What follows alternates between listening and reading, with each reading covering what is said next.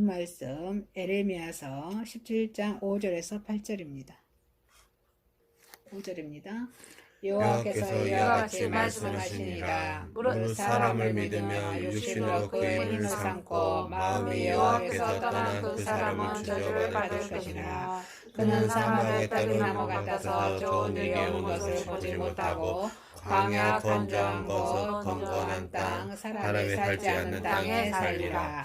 무릇 여호와를 의지하며 여호와를 의뢰하는 그 사람은 복을 받을 것이라.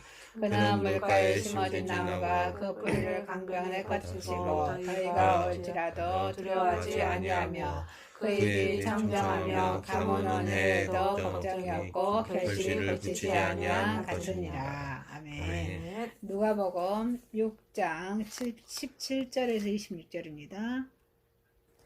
17절입니다. 예수께서 그들과 함께 내려오사 평지에 서시니 그 제자가 많은 무리와 예수의 말씀도 듣고 병고침을 받으려고 유대 사방과 예루살렘과 두로와 시돈의 산으로부터 많은 백성도 있도다. 더러운 귀신에게 고난을 받은 자들도 고침을 받은지라. 온 무리가 예수를 만지려고 힘쓰니 이는 능력이 예수께로부터 나와서 모든 사람을 낫게 함이라. 예수께서 눈을 들어 제자들을 보시고 이르시되 너희 가난한 자는 복이 있나니 하나님의 나라가 너희 것이며 지금 줄인 자는 복이 있나니 너희가 배부름을 얻을 것이요 지금 우는 자는 복이 있나니 너희가 웃을 것이며 인자로 말미암아 사람들이 너희를 미워하며 멀리하고 욕하고 너희를 악하다하여 부를 때에는 너희에게 복이 있도다. 그날에 기뻐하고 뛰놀라. 하늘에서 너희 상이 큼이라. 그들의 조상들이 선지자의 이와 같이 하였느니라. 그러나 화를 있을진저 너희 부유한 자여 너희는 너희 일을 이미 받았도다. 화 있을진저 지금 너희 배부른 자여 너희는 줄이리로다. 화 있을진저 지금 웃는 자여 너희가 애통하며 울리이다. 모든 사람이 너희를 칭찬하며 화가 있도다. 그들의 조상들이 거짓 선지자들에게 이와 같이 하였느니라. 아멘. 고린도전서 15장 12절에서 20절입니다. 12절입니다. 그리스도께서 죽은 자 가운데서 다시 살아나셨다 전파하는 것을 너희 중에서 어떤 사람들이 어찌하여 죽은 자 가운데서 부활이 없다나 하냐. 만일 죽은 자 부활이 없으면 그리스도도 다시 살아나지 못하셨느니라. 그리스도께서 만일 다시 살아나지 못하셨으면 우리가 전파하는 것도 헛것이요 또 너희 믿음도 헛것이며 또 우리가 하나님의 거짓 증인이 발견되리니 우리가 하나님이 그리스도를 다시 살리셨다고 증언하였습니다. 만일 죽은 자가 다시 살아나는 일이 없으면 하나님이 그리스도를 다시 살리지 아니하셨으리라. 만일 죽은 자가 다시 살아나는 일이 없으면 그리스도를 다시 살아나신 일이 없었을 터이요. 그리스도께서 다시 살아나신 일이 없으면 너희 믿음도 헛되고 너희가 여전히 죄 가운데 있을 것이요 또한 그리스도 안에서 잠자는 자로 망하였으니 만일 그리스도 안에서 우리가 바라는 것이 다만 이 세상의 삶뿐이며 모든 사람 가운데 우리가 더욱 불쌍한 자이니라. 그러나 이제 그리스도께서 죽은 자 가운데서 다시 살아나사 잠자는 자들의 첫 열매가 되셨도다. 아멘. 에레미야서 본문 말씀 에레미야서 17장 5절에서 8절, 누가복음 6장 17에서 26절, 고린도전서 15장 12절에서 20절 말씀으로 제목을 천국을 소유하기 위하여, 천국을 소유하기 위하여 라는 제목으로 은혜를 받고자 하겠습니다. 자, 첫 번째, 천국을 소유하기 위하여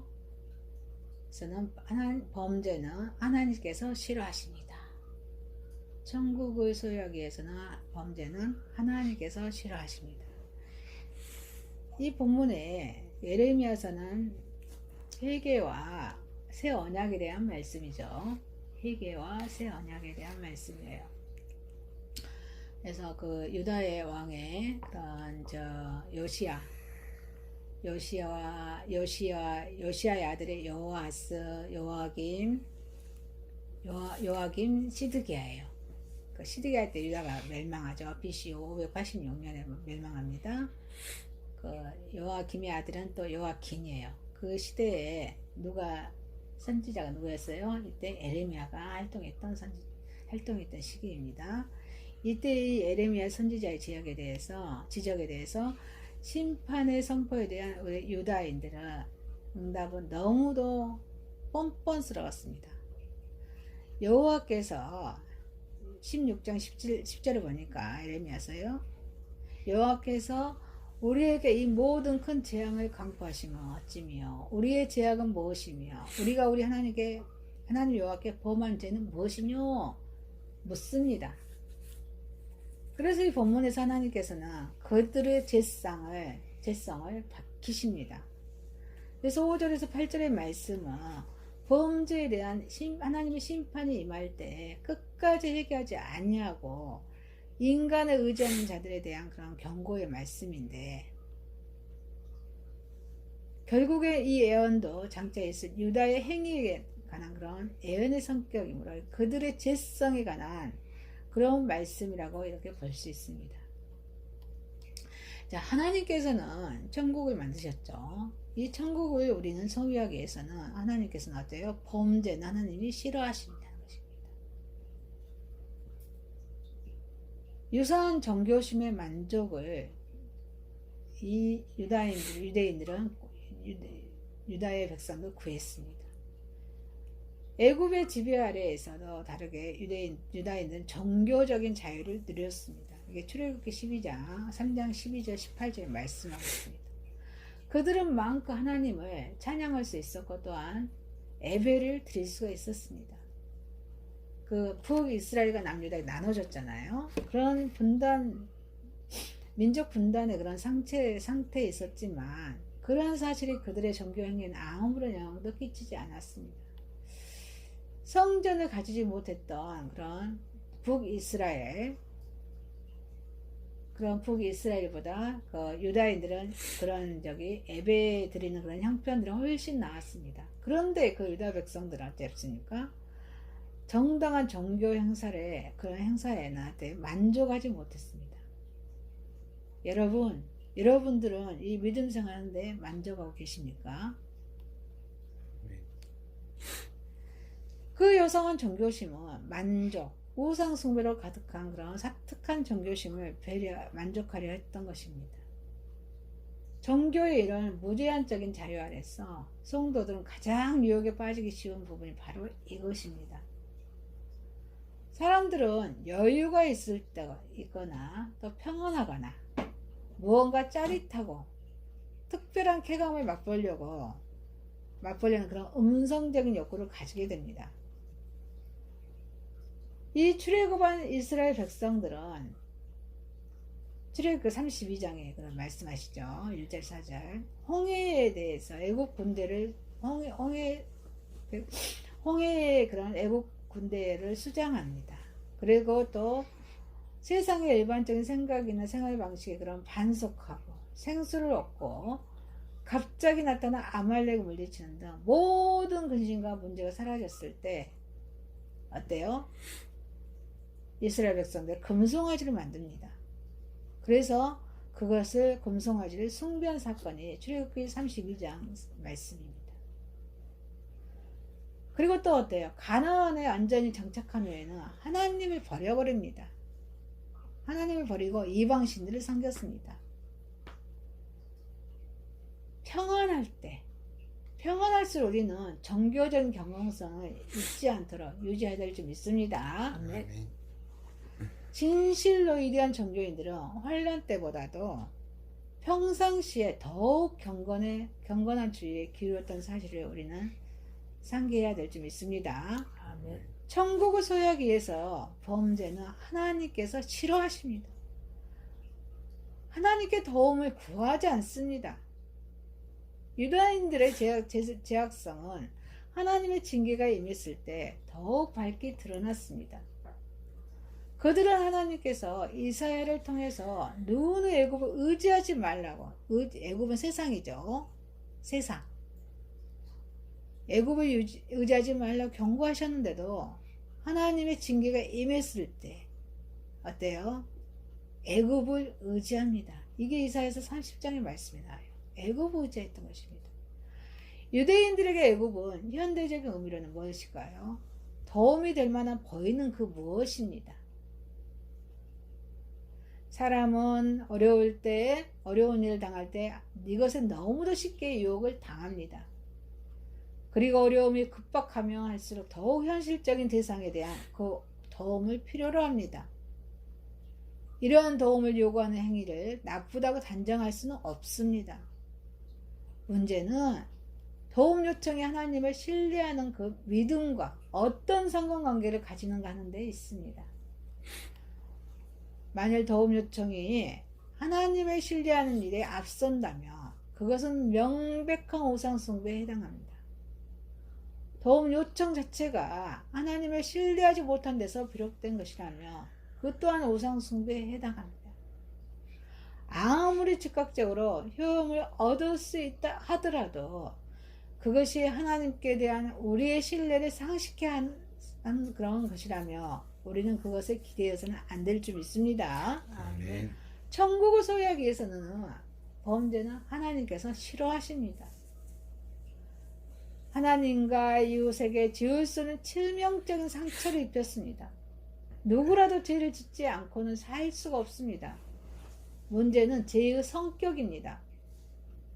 아무리 도덕적으로 무음하게 산 사람이라 할지라도 그가 끝까지 하나님을 불신앙한다면 그 사람은 용서받을 수 없는 죄인입니다. 그러나 아무리 부도덕한 사람이라도 하나님을 신앙한다면, 하나님을 신뢰한다면, 하나님을 신앙한다는 그 사실이 그 부도덕을 정당화시켜주는 요인은 될 수는 없지만 그는 죄인인데 용서받을 수 있는 죄인인 것입니다. 유다인들은 용서받을 수 없는 성격의 죄를 하나님께 지었습니다. 그래서 본문의 1절에 유다의 죄는 금강석 끝 철필로 기록되되 그들의 마음 감각 그들의 담불에 새겨졌거든. 이것이 바로 하나님께서 보신 유다의 죄악사입니다. 그들은 부도덕했을 뿐만 아니라 불신앙했던 것입니다. 그들은 이웃에게 지을 수 없는 치명적인 상처를 입혔을 뿐 아니라 하나님께서도 그러한 배은의 상처를 입혔던 것입니다. 천국을 소유하기 위해서는 범죄는 누가 싫어하셔요? 하나님께서 싫어하십니다. 그래서 후손들에게 지대한 악한 영향을 미쳤습니다. 마가복음 16장 8절에 말씀합니다. 그들의 자녀가 아세라들을 생각하도다. 예수께서 너희 일찍이 누구든지 나를 믿는 이 소자 중 하나를 실족케 하면 차라리 연자 맷돌을 그 목에 달리우고 깊은 바다에 빠뜨리는 것이 나으리라. 이렇게 말씀하십니다. 그래서 한 생명의 소중함에 관해서 이렇게 예수님께서 하나님께 말씀하고 계십니다. 서기관과 바리새인들이 천국 문을 닫고 자신은 물론 다른 사람들까지도 들어가지 못하게 한 데 대해서 책망과 경고의 말씀입니다. 이게 마태복음 23장 13절에 말씀해주고 있습니다. 그런데 이 제약은 그런 예수님의 당시에 서기관과 바리새인들은 독창적인 그런 제약이 아님을 본문에서 우리들은 알 수 있습니다. 예수님 오시기 전에 700년 전에 예수님 오신 후로 700년 전에 이미 서기관과 바리새인들의 그런 조상들은 그와 같은 똑같은 죄를 지은 것입니다. 조상들의 죄의 유전이 서기관과 바리새인들 하여금 실족케 하는 죄를 범하게 한 것입니다. 사랑하는 여러분, 우리는 천국을 소유하기 위해서는 하나님께서 싫어하시는 그 범죄는 싫어하신다는 것입니다. 여성한 종교심의 만족을 구하였습니다. 하나님께 도움을 구하지도 않았습니다. 하나님과 이웃에게 지을 수 없는 치명적인 상처를 입혔습니다. 후손들에게도 지대한 그런 악한 영향을 미쳤습니다. 저와 여러분은 천국을 소유하기 위해서는 하나님께서 싫어하시는 범죄를 짓지 않는 저와 여러분이 되시기를 주님의 이름으로 축원드립니다. 아멘. 두 번째입니다. 천국을 소유하기 위해서입니다. 천국을 소유하기 위해서입니다. 자, 이 누가복음은 그 마태복음의 말씀과 그 맥락을 같이 하고 있습니다. 마태복음과 누가복음 사이에 차이점이 있는데, 그것은 누가는 단순히 가난한 자는 복이 있고 천국이 그들의 것이라고 하는 데 비해서 마태는 누가가 말한 가난의 한계를 수식어 사용해서 심령이 가난한 자 이렇게 언급합니다. 자, 마태와 누가 기록은 조화시키되 비로소 안전한 의미가 나타난다고 하겠습니다. 자, 천국을 소유하기 위해서입니다. 심령이 가난한 자. 여러분, 심령이 가난한 자. 이게 뭘까? 영적인 기준에서의 가난입니다. 영적인 기준에서 가난입니다. 마태나 누가가 말하는 그런 가난의 기준은 먼저 영적인 기준의 가난이 무엇인지 우리가 생각해야 될 점 있습니다. 영적 기준의 가난은 마땅히 바랄 것에 대한 근본적인 그런 추구입니다. 자, 인간이란 하나님의 피조물로서 피조물이 조물주에게 마땅히 바랄 것은 오직 하나입니다. 그의 생명 전부를 드리고 이에 대한 인도하심을 추구하는 것인데, 이것이 바로 영적인 기준의 근본적인 의미의 가난이라는 것입니다. 심령이 가난한 자는 도덕적 기준에 의해서 가난합니다. 영적 기준의 가난과 함께 인간의 삶 자체 속에 내재져 있는 그런 도덕적 기준의 가난을 또한 우리는 생각해야 될 줄 믿습니다. 악으로 인한 멸망, 하나님 나라를 소유하지 못하는 사람들은 모두가 도덕적인 형상을 상실함으로 말미암아 그 하나님 나라를 유업으로 받지 못하기 때문입니다. 그래서 우리 도덕적인 그런 형상도 중요하다는 것입니다. 그러나 실제적인 행동에 있어서 자기 행동과 언어에 대하여 전적인 책임을 져야 하는 그런 언행의 창조자입니다. 왜냐하면 하나님께서는 자유의지로 세상을 창조하신 것과 같이 인간들도 그들 자신의 자유의지로 말하고 행동하기 때문입니다. 도덕적 기준에 대한 한계선입니다. 자, 천국을 소유하기 위한 도덕적 기준에서 자유의지에 대한 분명한 한계성이 있어야 될 줄 믿습니다. 누가의 그런 가난에, 또 마태에서는 심령으로 수식어로 붙고 있죠. 그래서 가난과 누가의 가난과 마태의 그런 심령, 그런 한계를 지은 것과 동일한 이치라는 것입니다. 하나님이 말씀하시는 그런 도덕적 기준의 선에 대한 한계선이 우리는 분명해야 될 줄 믿습니다. 선에 대한 내적인 한계선입니다. 이것은 순수한 이성의 생각대로 지시를 받고 지성의 판단에 의한 실제적 행동을 지칭합니다. 인간에 대한 평가 기준은 그 사람의 애모입니까? 애모가 아닙니다. 그 사람의 내면을 형성하고 있는 그런 이성과 지성으로부터 표출되는 그런 애적인 행동에 의한다는 사실을 우리는 언제나 명심해야 될 줄 믿습니다. 다시 말하면 애적인 형상이 아니라 애적인 행동으로 표출되는 그런 내면의 그런 형상이 선을 위한 한계선이 된다는 뜻입니다. 자, 여러분, 천국을 소유하기 위해서입니다. 주님께서는 말씀하신 기준입니다. 자, 주님께서는 본문의 말씀에 대한 기준을 분명히 가르칩니다. 그래서 모든 사람으로 하여금 그대로 주님의 말씀에 순종하도록 요구하십니다. 자, 악한 생각입니다. 생각은 행동을 이루는 근본 요소입니다. 생각을 하게 되면 행동으로 나오게 된다는 것입니다. 그러므로 생각 자체가 잘못되었다며 그 행동은 언제나 잘못된 행동입니다. 오늘날 우리의 눈에 비춰지는 모든 악한 범죄의 결과가 이 모든 악한 생각들의 결과로 주어진 현상입니다. 악한 생각입니다. 음란, 간음, 음탄. 주님께서는 악하고 음란한 세대라고 이 세대를 규정하고 책망하셨습니다. 음란에 대해서는 두 가지로 의미하는데, 하나님을 믿지 않고 이방 신상을 믿는 영적인 것이 음란입니다. 그리고 이성 간의 음란을 말했습니다. 이것은 모두 다른 범죄와는 달리 자기 자신의 몸과 영혼에 저지르는 범죄이기 때문에 악한 생각에 그 언급하신 것입니다. 자, 또 악한 생각입니다. 악한 생각, 도둑질, 탐욕, 속임입니다. 훔치는 거, 물건을 훔치는 거, 또 훔치는 것은 마음을 훔치는 것입니다. 마음을 훔치는 것입니다. 우리 종교에서도 마음을 훔치는 것이 너무 많죠.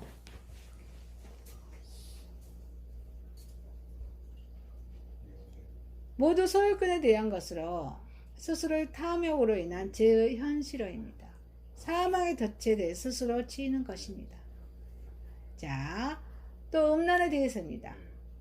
악한 생각입니다. 살인과 악독입니다. 살인과 악독입니다. 살인과 악독에 대해서는 직접 살인하는 것이 있습니다. 또 간접 살인하는 것을 생각할 수 있습니다. 직접이든 간접이든 모두 다 사탄의 하수인으로 행동합니다. 하나님의 창조하신 사람에 대해서 죽기를 원하는 것은 사탄이 원하는 것입니다. 죽기를 원하는 것은 하나님의 뜻이 아닙니다. 흘기는 눈입니다. 흘기는 눈. 또 악한 생각이 흘기는 눈. 해방입니다. 사랑이 없는 사람에게서 찾을 수 있는 것은 옳은 것에 대한 시기이고 해방입니다. 악한 생각은 교만과 광패입니다. 말세의 징조는 바로 이러한 극을 이루고 있습니다. 고개 숙일 줄 모르고 쭉정이와 같이 스스로 이치를 망각하고 잘 알지도 못하면서 오직 나만이 이 모든 일에서 제일이다. 이런 식의 생각은 인간을 향한 교만과 강패가 아니라 하나님을 향한 교만과 강패가 되는 것입니다. 결국 심령이 가난하지 못한 이유가 바로 이와 같은 악한 생각들 때문에 볼 때 안악한 도가 심화되어 가고 또 이 세대에서 천국을 소유하기 위해서는 우리의 노력이 헛되지 아니하도록 언제나 천국을 소유하기 위한 노력에 대한 그런 충실하도록 최선을 노력해야 될 줄 믿습니다. 사랑하는 여러분, 천국을 소유하기 위해서는 심령이 가난한 자는 영적인 기준에 있어서의 가난입니다. 주님께서는 이렇게 말씀하신 그 말씀을 우리는 순종함으로 천국을 소유하는 저와 여러분이 되시기를 주님의 이름으로 축원드립니다. 아멘. 세 번째입니다. 부활이 없다면 천국을 소유할 필요가 없습니다. 15장 본문에 부활에 관한 논증입니다. 그래서 1절에서 11절은 그리스도에 대한 부활, 12절에서 34절은 인간의 부활, 35절 38절에서는 육체의 부활에 대한 관한 내용입니다. 이 본문에서 자세히 살펴보면 이 고린도 교회 내에서도 이스라엘과 그런 이스라엘의 사두개인들처럼 부활을 믿지 아니하는 사람들이 있어서 이 사도 바울은 그 당시에 전한 복음의 본질을 애곡시키려 했음을 알 수 있습니다. 그러나 바울은 그러한 자들을 향해서 단호하게 반박합니다. 그래서 그 논증을 전개해 나갑니다. 만일 부활이 없다면 그리스도의 부활도 없어 했습니다. 그리고 그리스도의 그런 부활 12절 34절에 인간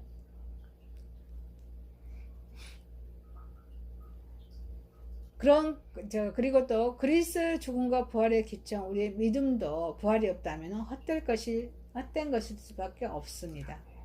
부활이 없다면 천국을 소유할 필요가 없습니다. 그리스도의 부활이 없었을 것입니다. 그래서 13절에 만일 죽은 자의 부활이 없으면 그리스도 다시 살지 못하였으리라. 이 세상의 다른 모든 종교는 교주의 무덤을 가지고 있습니다. 그러나 우리 예수 그리스도의 무덤이 있어요, 없어요? 없습니다. 무덤이 있기는 하지만 빈 무덤입니다. 열린 무덤입니다. 예수님께서는 사망의 권세를 이기고 부활하셨기 때문에 그를 추념하거나 죽음을 애도하는 무덤이 없는 것입니다. 아멘. 이처럼 기독교는 부활의 종교입니다. 그리스도의 부활은 기독교의 기반입니다. 왜냐하면 기독교는 예수 그리스도의 부활의 그 교리를 기초를 두고 있기 때문입니다. 부활의 소망이 신앙의 보험제 큰 몫을 차지하기 때문입니다. 따라서 부활을 부정하는 것은 기독교의 본질을 부정하는 것입니다. 기독교의 기반을 흔드는 그 길입니다. 그리스도가 부활하지 않았다면 우리의 존경과 흠모의 대상은 될 수 있지만 경배의 대상은 될 수 없을 것입니다. 부활이 없다면 천국을 소유할 필요가 없습니다. 우리가 전파하는 그런 복음도 헛될 것입니다. 자, 복음의 핵심이 뭐예요? 예수님의 그런 그리스도의 죽음과 부활이죠. 이 전하는 것도 헛될 것입니다. 복음을 전했던 우리 사도들은 부활의 증인이었습니다. 그래서 부활이 없다면 사도들의 전파하는 것도 헛것이고 수많은 사람들이 전한 그런 모든 것들이 다 헛된 것을 쫓고 또 섞고 있을 것입니다. 본문의 14절에 헛것을 대당하는 헬라의 헛것이 캐논입니다. 헬라어로 캐논이라 합니다. 내용이 아무것도 없고 애형만 가진 바 빈 것을 의미합니다. 그리스도의 신앙은 하나님의 초월적인 능력을 믿는 것인데 하나님께서 그런 예수님의 십자가의 대속적 죽음을 정하신 그리스도를 예수를 다시 살리지 않으셨다면 우리의 신앙도 헛된 것이라는 뜻입니다. 우리 모두는 거짓 증인이요 사기꾼이라는 말입니다. 여기에 사도 바울을 비롯한 신실한 신앙이들 뿐 아니라 부활을 부정하는 자들도 포함됩니다. 바울은 부활을 부정함은 자신의 신앙의 근거를 허무는 모순된 주장이라는 것입니다. 부활이 없다면 천국을 소유할 필요가 없습니다. 죽은 그리스도인은 모두 망했을 것입니다. 또한 예수 그리스도 안에서 잠자는 자는 망하였으리니 18절에 말씀하십니다. 그리스도 안에서 잠자는 자는 그리스도인이 된 후에 죽은 자를 가리킵니다. 이 말은 부활이 없다면 그리스도를 믿다가 죽은 자들은 세상 사람과 같이 모두 망하고 말 것이라는 말입니다. 죽은 자들이 살아나지 않는다면 그리스도를 믿다가 세상을 떠난 자들은 그 어느 곳에서 그들의 존재를 찾을 수 없게 될 것입니다. 자, 초대교회 오순절부터 지금까지 우리 그리스도를 구주로 영접하고 죽은 사람들이 멸망에 당했다고 우리가 믿어야 멸망되었다고 그렇게 믿게 되면 또 모두 소망 없이 영원한 어둠에 갇혀 있다고 믿어야 합니다. 그리고 이렇게 되면 부활과 영생을 말씀한 그리스도는 최대의 그런 거짓말쟁이가 될 것입니다. 그래서 부활의 부정은 믿음의 대상인 그리스도가 부정하게 되는 것입니다. 부활이 없다면 천국을 소유할 필요가 없습니다. 그리스도인은 가장 불쌍한 자들입니다. 그래서 19절에 만일 그리스도 안에서 우리가 바라는 것이 다만 이생뿐이며 모든 사람 가운데 우리가 더욱 불쌍한 자니라. 이 말씀은 이 세상에 불쌍한 자들이 존재함을 암시해 줍니다. 그리고 그것은 이 불쌍한 상태의 정도의 차이가 있습니다. 그 불쌍함의 정도에 내세 소망에 의해서 규정됨을 보여줍니다. 사람들은 누구나 소망을 가집니다. 그래서 그 소망 때문에 고통의 가장 큰 요소들은 하나의 절망을 이겨나갑니다. 그리스도의 부활에 대한 소망이 거짓된 것이라며 그리스도인들은 모든 소망 사람들 중에 가장 불쌍한 자가 될 수밖에 없습니다. 왜냐하면 이 그리스도인이 그리스도를 위해서 생애와 재능과 물질을 투자한 것은 바로 이 부활에 대한 소망 때문입니다. 세상에 엄청난 피와 땀을 쏟고 아무런 결실을 얻지 못하는 자보다 불쌍한 자는 없는 법입니다. 그런데 이 부활이 없다면 바로 이 그리스도인들이 그러한 자들입니다. 부활이 없다면 모든 신앙과 생애는 허무로 끝나버리고 마는 것입니다. 오늘날도 많은 사람들에 의해 부활은 부정됩니다. 그들은 부활을 인간의 영원히 살고자 하는 기대 이상으로 보지 않습니다. 그러나 성도에게 부활은 예수님의 약속입니다. 아멘이십니까? 아멘. 예수 그리스도에 성취되고 확증된 사건입니다. 예수 그리스도 안에서 죽은 자들은 부활을 통해서 영원한 생명의 세계 안으로 들어갈 것입니다. 아멘. 사랑하는 여러분, 부활이 없다면 천국을 소유할 필요가 없습니다. 그리스도의 부활이 없었을 것입니다. 우리가 전파하는 것도 헛될 것입니다. 죽은 그리스도인도 다 망했을 것입니다. 그리스도인은 가장 불쌍한 자들입니다. 부활은 예수님의 약속입니다. 아멘이십니까?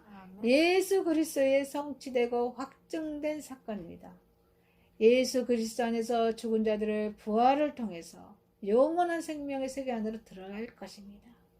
저와 여러분은 주님의 그런 부활의 주님으로 천국을 소유하는 저와 여러분이 되시기를 주님의 이름 축원드립니다.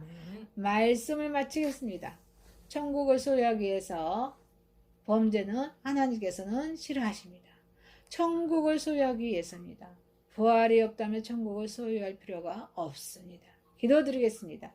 하나님 아버지, 천국을 소유하기 위해서 하나님께서 싫어하시는 범죄를 짓지 않게 하시고, 천국을 소유하기 위해서는 심령이 가난한 자는 영적인 기준에 대해서 가난하게 하시고, 주님께서 말씀하신 말씀에 순종하게 하셔서 이 부활의 주님으로 천국을 소유하며 날마다 한 걸음 한 걸음 걸어가며 평안하고 감사하고 심령이 성령으로 충만하여 하나님께 영광 올려드리는 모든 하나님의 백성들 될 수 있도록 인도하여 주옵소서. 예수님의 이름으로 기도드리옵나이다. 아멘.